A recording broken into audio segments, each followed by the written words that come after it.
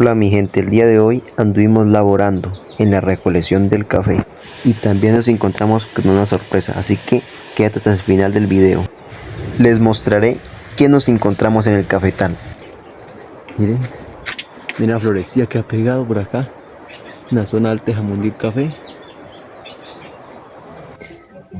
Bueno, ya por aquí ya estamos cogiendo el café. Por aquí mire cómo están estos arbolitos, están bien cargados de café maduro. También tienen verde. Y bueno, mi gente, en el final hay una sorpresa que nos encontramos más en el cafetal. Para que queden hasta el final del video y van a observar qué es lo que encontramos.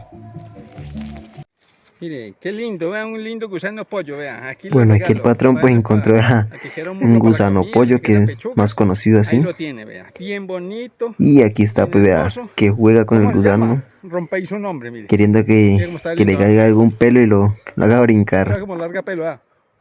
Porque lo pica. Vea.